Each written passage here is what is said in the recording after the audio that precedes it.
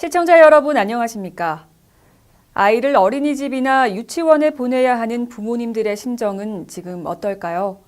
인천의 한 어린이집 교사가 4살 배기 아동을 폭행하는 일이 발생했습니다. 이 장면을 접한 그 또래의 학부모님들은 안심하고 아이를 맡길 곳이 없는 거냐며 아픈 심정을 토로하고 있습니다. 이러한 일은 이번뿐만이 아닙니다.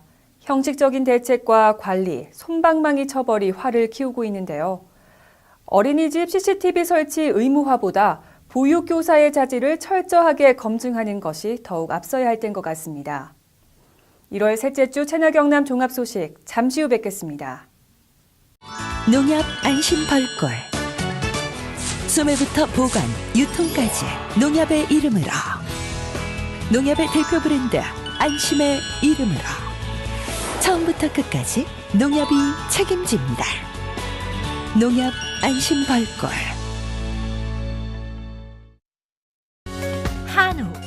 한우 하면 다들 떠오르는 곳이 있으시죠? 청정산골 거창한우 드셔보셨나요? 쑥으로 쑥쑥 키워 맛도 영양도 프리미엄 애우. 이제부터 한우하면 거창 한우 애우입니다.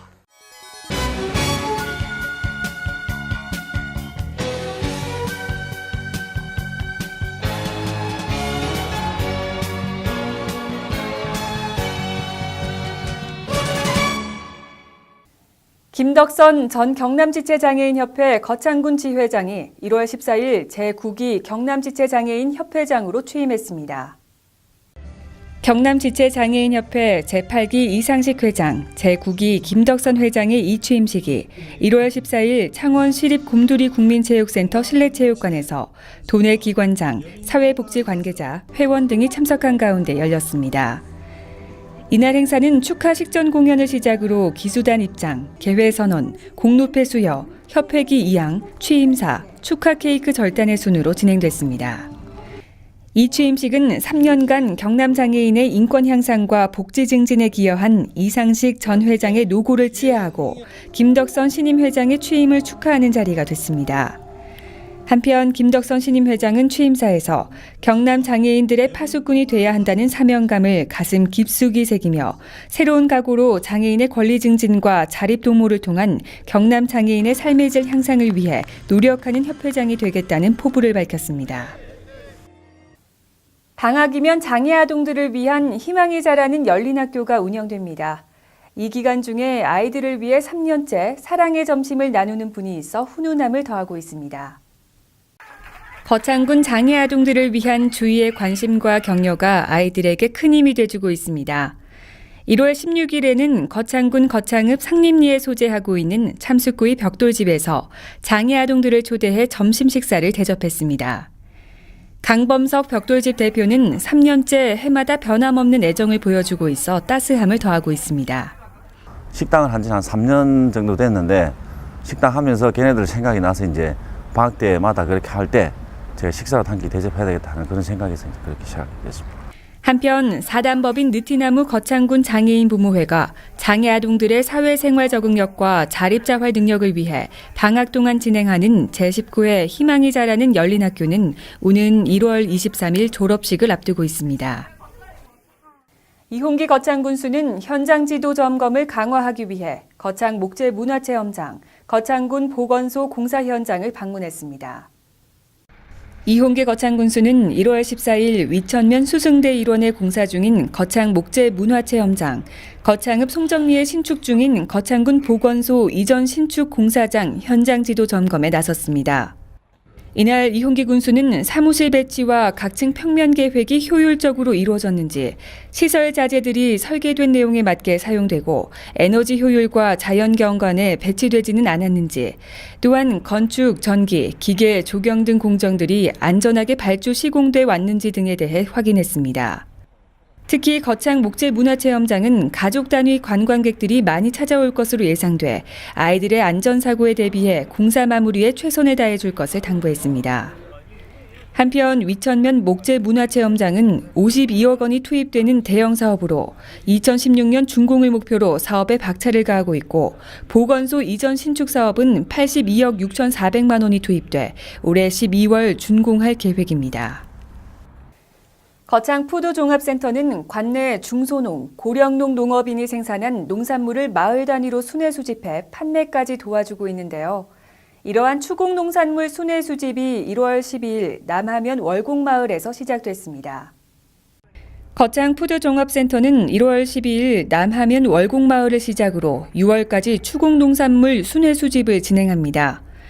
농산물 순회 수집은 관내 중소농, 고령농 등 80%에 달하는 배려 농업인이 생산한 잡곡류, 두류, 건조 농산물을 마을 단위로 수집해 수매를 할 때는 선별된 농산물을 품위별로 집하, 선별, 저장, 유통 판매를 하는 선순환 구조로서 품질관리사가 수매와 현장 지도를 병행합니다. 이번 순회 수집을 통해 거창푸드종합센터는 어르신들이 농사지은 농산물을 도매 가격보다 높은 가격에 받도록 하고 구매자는 시중 가격보다 저렴하게 구매하는 시스템을 갖추게 됩니다. 유통 단계를 한 3, 4단계를 축소를 시켜서 마을에서 직접 수매를 해서 팔아드림으로 인해 가지고 생산자는 가격을 더 받을 수가 있고 소비자는 더 신선한 그 농산물을 더 싸게 살 수 있는.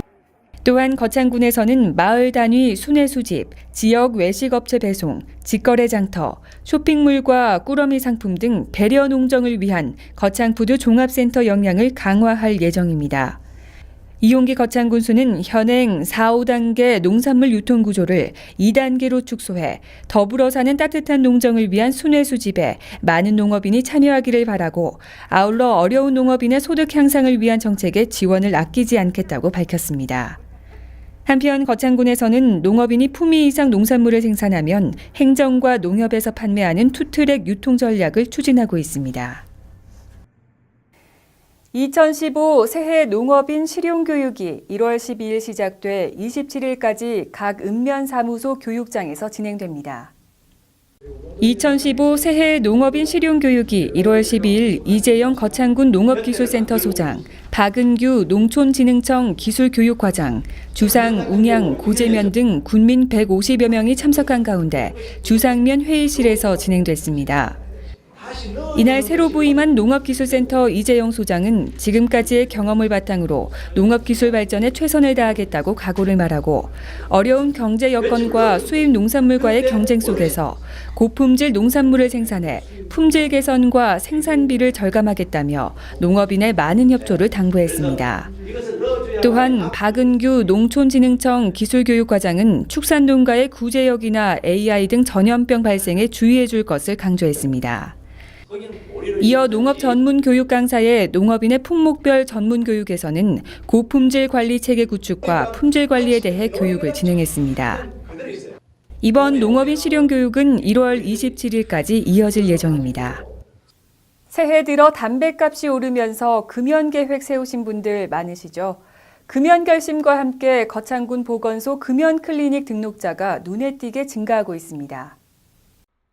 담뱃값이 인상되면서 거창군 보건소 금연 클리닉 이용자가 하루 평균 50에서 60여 명으로 늘어났습니다. 이는 작년 대비 4배에서 5배 증가한 것인데요.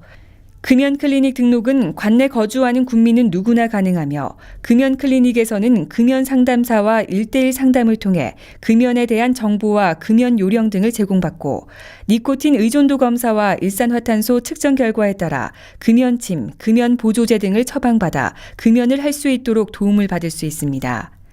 기타 금연에 관련된 궁금한 사항은 보건소 건강 증진 담당으로 문의하면 됩니다. 6개월 이상 금연을 성공한 이용자에게는 금연 성공 기념품을 제공하기도 합니다. 새해 금연 결심 계속해서 이어나가시기 바랍니다. 의정부 아파트 화재 사고에 연이어 전국 곳곳에서 크고 작은 불로 사상자가 발생하고 있습니다. 화재 감지 시스템 등 건물 내 규제 강화도 필요하지만 무엇보다 건조한 날씨에 전기나 불을 사용할 때는 더욱 주의하셔야겠습니다. 지금까지 채널 경남 종합 소식이었습니다. 시청해주신 여러분 고맙습니다. 프랑스 르몽드, 독일 슈피겔, 대한민국에는 채널 경남 신문이 있습니다. 채널 경남은 냉철한 시각과 진단으로 지역 현안을 취재합니다. 깔끔한 신문 디자인으로 독자들로부터 호평을 받고 있는 채널 경남. 신문 속에 지식의 샘물이 샘솟습니다. 채널 경남은 저널리즘의 모범을 보여줍니다. 언제나 정확한 정보와 함께 명료하고 균형 잡힌 논평이 있습니다. 채널 경남은 신문을 뛰어넘어 지성의 도서관 역할을 다하고 있습니다.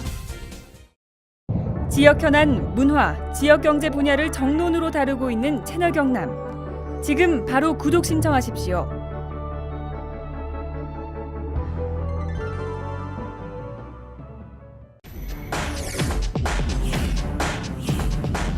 시간이 생명이다. 죽느냐 사느냐, 당신의 이야기가 될 수 있는 아주 위험한 질환을 소개할까 합니다.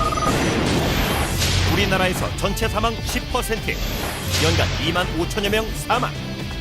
우리나라 단일 질환 사망 원인 1위. 뇌혈관이 막히거나 터져서 한순간에 장애를 남기거나 목숨을 앗아가는 뇌졸중.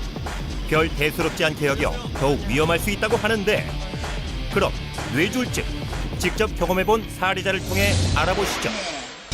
평소 고혈압을 앓고 있는 김모 씨는 요즘 이사 문제로 정신없이 하루를 보내고 있습니다. 잠에서 일어난 김모 씨는 집안일을 하는데 갑자기 오른쪽 팔에 힘이 없어지면서 물건을 떨어뜨리게 되고, 시야가 흐려지면서 사물이 제대로 보이지 않는 증상을 잠시 동안 겪게 됩니다.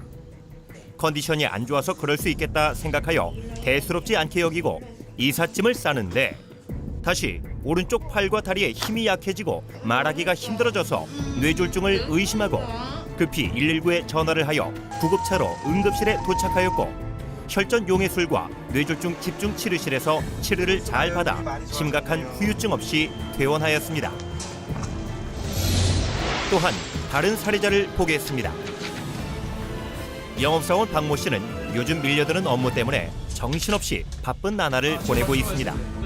영업을 하기 위해 후배 이모 씨와 같이 거래처를 향하는 중 왼쪽 팔과 다리에 힘이 약간 빠지면서 핸들을 놓치는 바람에 전봇대와 충돌하는 사고가 나게 됩니다. 다행히 두 사람은 안전벨트를 하고 있어서 큰 부상은 없었습니다. 후배 이모 씨는 교통사고 나기 전 발생한 박모 씨의 증상이 뇌졸중으로 생각하고 빨리 병원에 가보자고 하였지만, 박모 씨는 마비가 심하지 않아 대수롭지 않게 여기고 지나치게 됩니다.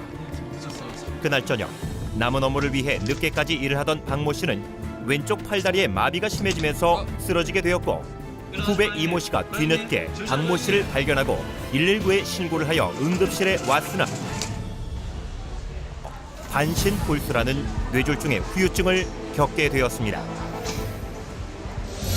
뇌졸중 증상으로는 갑자기 한쪽 팔다리가 힘이 빠지고 눈이 잘 안 보이거나 물체가 2개로 보이며 발음이 어눌해지거나 대화가 안 되고 어지럼증으로 비틀거리며 중심을 잘못 잡고 심한 두통과 오십, 구토의 증상 등이 갑자기 나타날 때는 즉시 119를 누르십시오. 뇌졸중의 경고를 무시한 죄, 죽음의 길로 들어설 수 있다는 사실 명심하십시오.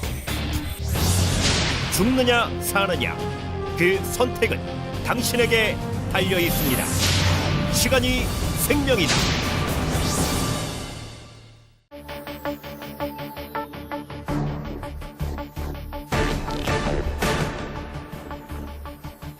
수십 번의 실패와 도전을 감당해본 적 있는가?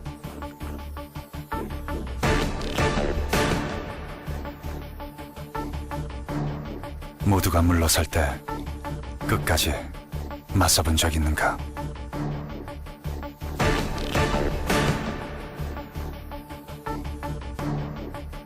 심장이 뛰는 소리에 인생을 걸어본 적 있는가?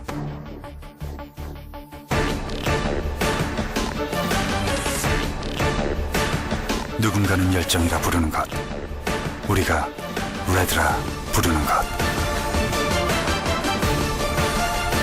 레드, 그것을 가져라. Get red, red face.